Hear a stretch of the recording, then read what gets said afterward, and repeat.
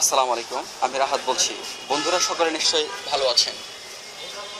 আপনি বিশ্বাস করুন আপনি পারবেন, তাহলে আপনি অবশ্যই পারবেন। আর আপনি যদি বিশ্বাস করেন যে আমি পারবো না, আমাকে দিয়ে হবে না, তাহলে আপনি পারবেন না। সফল হওয়ার সর্বপ্রথম এবং সর্বপ্রধান শর্ত হচ্ছে যে আমি পারবো, আমাকে দিয়ে হবে। আপনার মধ্যে যদি এই বিশ্বাসটা থাকে তাহলে আপনি অবশ্যই পারবেন। বিশ্বাস নিয়ে ছোট্ট একটি গল্প বলি। অ্যাডাম স্মিথ, উনি হচ্ছে সিঙ্গাপুরের অন্যতম একজন মোটিভেশনাল স্পিকার। উনি এখন বর্তমানে পৃথিবীর 10 জন বক্তার মধ্যে একজন বক্তা। উনি হচ্ছেন একজন ইন্টারন্যাশনাল বক্তা। তো ওনার এই সফলতার পিছনে কিছু ঘটনা আছে। উনি যখন ছাত্র অবস্থায় ছিলেন, পড়াশোনায় এত ভালো ছিলেন না। উনি যখন এসএসসি কমপ্লিট করলেন, যখন কলেজে উঠলেন, তো ওঠার পরে উনি কলেজ থেকে একটি শিক্ষা ভ্রমণে গেলেন। শিক্ষা ভ্রমণে যাওয়ার পর তো ওইখানে শিক্ষা ভ্রমণে ওনাদেরকে একটা ক্লাস নেওয়া হলো। সেই ক্লাসে বলা হলো যে আপনি যেটা বিশ্বাস করবেন সেটাই আপনার দ্বারা সম্ভব। আপনি যদি বিশ্বাস করেন যে আপনি খুব ভালো ছাত্র হবেন, খুব ভালো রেজাল্ট করবেন, সেটাই আপনার দ্বারা সম্ভব। আর আপনি যদি বিশ্বাস করেন যে আপনি জীবনে খুব সফল হবেন, সেটাও আপনার দ্বারা সম্ভব। তারপর উনি ওই শিক্ষা ভ্রমণ থেকে এসে উনি সিদ্ধান্ত নিলেন যে উনি পড়াশোনায় খুব ভালো করবেন, এবং উনি বাসায় কিছু ম্যাথ প্র্যাকটিস করে তার কলেজে যে ম্যাথগুলো হবে ম্যাথ ক্লাসে উনি বাসায় প্র্যাকটিস করে তারপরে উনি কলেজে গেলেন। তো ওনার যেহেতু একবার বাসায় করে তারপর কলেজে গেলেন, তখন দেখা গেল যে কলেজে যে ম্যাথগুলো করালো ফার্স্ট ক্লাসে, করানোর পরে স্যার জিজ্ঞেস করলো যে আমি একটা ম্যাথ করতে দেবো, কে বোর্ডে করতে পারবে। তখন পুরো ক্লাসে শুধু একটি মাত্র হাত উঠলো, সেটা হলো অ্যাডাম স্মিথের। তো হাত ওঠার পরে তো উনি তারপর বোর্ডে গিয়ে সে অঙ্কগুলো করানোর পরে পুরো ক্লাসে হাততালি।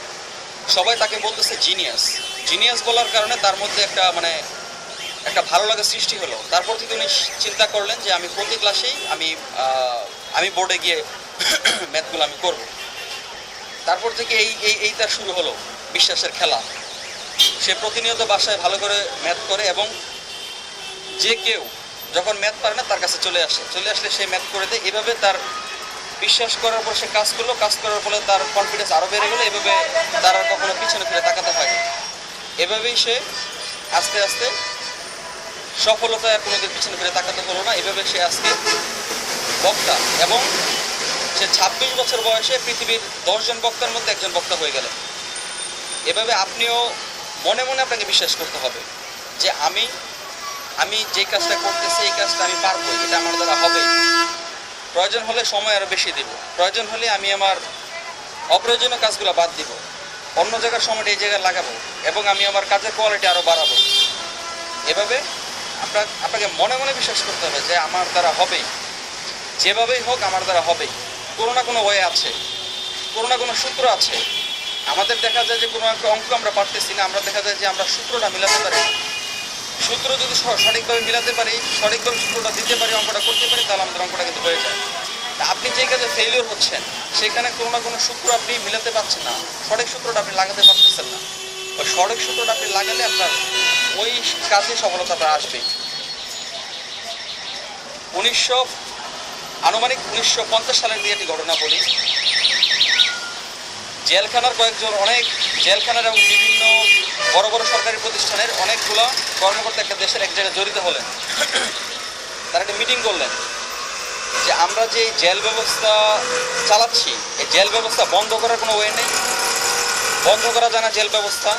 সবাই মোটামুটি একমত হলেন যে না, জেল ব্যবস্থা বন্ধ করা যাবে না। জেল ব্যবস্থা বন্ধ হলে দেশের অনেক ধরনের ক্রাইম হবে, নৈরাজ্যকর পরিস্থিতি সৃষ্টি হবে। তো না, জেল ব্যবস্থা বন্ধ করা যাবে না। তারপর ওখানে একজন বললো যে আমরা সবাই কিছুক্ষণের জন্য বিশ্বাস করি যে না, জেল ব্যবস্থা ছাড়াও আমাদের দেশটা চলবে। তারপরে সবাই বিভিন্ন ধরনের মতবাদ দেওয়া শুরু করলো। কেউ বললো যে আমাদের সামাজিকভাবে আরও সচেতন হওয়া লাগবে, আমাদের পারিবারিকভাবে যারা ফ্যামিলি মেম্বার আছে এদেরকে ভালো করে বোঝানো লাগবে, এবং বিভিন্নভাবে আমাদেরকে আরও সচেতন হওয়া লাগবে। এইভাবে দেখা গেল 5 মিনিট পরেই সবাই আবার মতামত দেওয়া শুরু করলো যে আমরা জেল ব্যবস্থা বন্ধ করতে পারবো। সো আপনি যে জিনিসটা চিন্তা করছেন যে আমার দ্বারা হবে না, সেই জিনিসটা আপনি কিছুক্ষণের জন্য বিশ্বাস করেন যে না, এটাই আমার দ্বারা সম্ভব। বিশ্বাস করে আপনি কিছুক্ষণ চিন্তা করেন, দেখবেন আপনার মাথার মধ্যে কিছু বুদ্ধি আসবে। এবং আপনি যখন একটা জিনিস চিন্তা করবেন যে এটা আমার দ্বারা হবেই, তখন আপনি যখন ওই কাজটা করতে যাবেন বা ওই কাজটা নিয়ে চিন্তা করবেন, আপনার মাথার ভিতরে কিছু কিছু বুদ্ধি আসবে যে না, এই কাজটা করার কিছু কিছু ওয়ে, কিছু কিছু বুদ্ধি আপনার মাথায় সৃষ্টি হবে। সো বন্ধুরা, সকলে সাবস্ক্রাইব করবেন আমার এই চ্যানেলটি। সাবস্ক্রাইব করলে নতুন নতুন কিছু ভিডিও আছে, ওই ভিডিওগুলো আপনারা পাবেন। ঠিক আছে, ধন্যবাদ সবাই।